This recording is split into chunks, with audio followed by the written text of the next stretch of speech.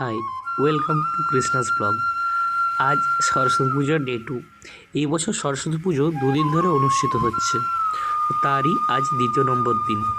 আজ আমি বেরিয়ে পড়েছি দুটো কাজের জন্য। প্রথমত তো আমি এই গত 4 মাস ধরে একটি টিউশন পড়ছি, যেটা অনলাইনে। তো সেই স্যারের কোচিংয়েই আজ সরস্বতী পুজো হচ্ছে এবং স্যার ইনভাইট করেছেন। তো সেখানে মনে হলো স্যারের সাথে কখনো দেখা হয়নি, তাই দেখা করা দরকার। তাই আজকে গেলাম স্যারের বাড়ি। তো ওখানেই যাওয়ার জন্য ট্রেন ধরেছি। আজকে ট্রেনের সবথেকে বড় জিনিস, আজকে দুটো জিনিস দেখলাম। প্রথমত, আমি যেখানে থাকি সেখান থেকে ট্রেনে এত ফাঁকা ট্রেন পাওয়া খুবই দুষ্কর। দ্বিতীয়ত, এই ট্রেনের পাশে সবুজ, এই সবুজ কলকাতার দেখাই দুষ্কর। তো কলকাতার পার্শ্ববর্তী যেসব জায়গাগুলো আছে সেখানে হয়তো গেলে রাস্তার দুপাশে হয়তো এই সবুজ দেখা যেতে পারে। তো তাই আজ যখন কলকাতার পার্শ্ববর্তী জায়গায় যাচ্ছি, তখন এই সবুজকে উপভোগ করবার জন্য গেটে দাঁড়িয়ে দাঁড়িয়ে যাচ্ছি। দেখুন কত সুন্দর লাগছে। ইতিমধ্যে পৌঁছে গিয়েছি। ওখানে পৌঁছে টোটো নিলাম, টোটো নিয়ে জাস্ট নেমে হাঁটতে শুরু করেছি। এই হেঁটে এবার যাবো সোজা। স্যার বললেন যে সোজা আসতে, এসে একটা গেট দেখতে পাবো স্যার বলেছেন। চলুন গেটটার দিকে যাওয়া যাক।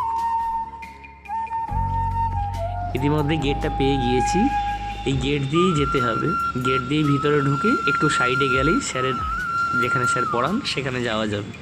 চলুন যাওয়া যাক, গিয়ে দেখা যাক কি হচ্ছে।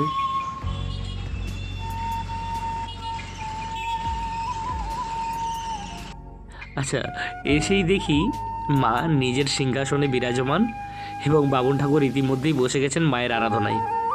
যাই হোক, টাইম মিস করিনি, ঠিক টাইমে এসে পৌঁছেছি। এখনও পুষ্পাঞ্জলি শুরু হয়নি, পুষ্পাঞ্জলি দেওয়া যেতে পারে, তো পুষ্পাঞ্জলি দেব। চলুন পুষ্পাঞ্জলি দিয়ে কথা হচ্ছে। বাই দ্য ওয়ে, এই যে বাড়িটা দেখছেন, এই বাড়িটাতেই স্যার পড়ান। আর আমরা ক্যামেরার ওপাশে থাকি।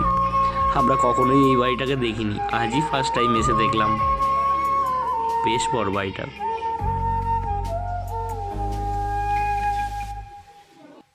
ইনি হলেন আমার স্যার। তো ইনার সাথেই গত 4 মাস ধরে আমি পড়ছিলাম। দ্বিতীয়ত যে কথাটা বলছিলাম, আজ আমার শো। এত দিনের চেষ্টা, এত দিনের পরিশ্রম আজ সফল হতে চলেছে। আজ আমি মঞ্চে পারফর্ম করব। অলরেডি কস্টিউম ডান, মেকআপ ডান, জাস্ট কিছু ছবি, এরপরে স্টেজে উঠতে হবে।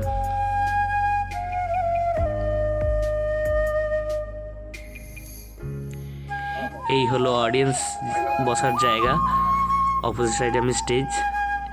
এই হলো স্টেজে পারফর্ম করার কিছু ফটোস।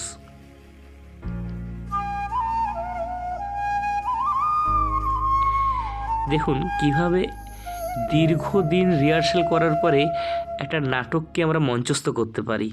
তারই কত কষ্টের একটা নাটককে, একটা ছোট ছোট ক্যারেক্টারকে তৈরি করা এবং সেই ক্যারেক্টারকে মঞ্চস্থ করার ছোট্ট করে একটা করে তৈরি করা হয়েছে। এইগুলো প্রত্যেকটা দিন রিহার্সাল, সেই রিহার্সালের ফল আজকে সকলের সামনে।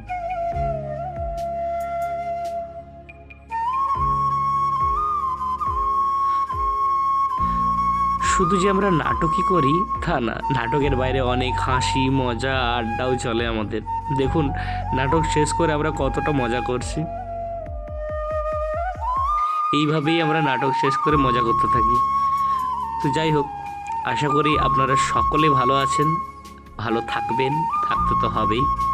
সো দেখা হচ্ছে আবার একটা নতুন ব্লগ। ততদিন টাটা।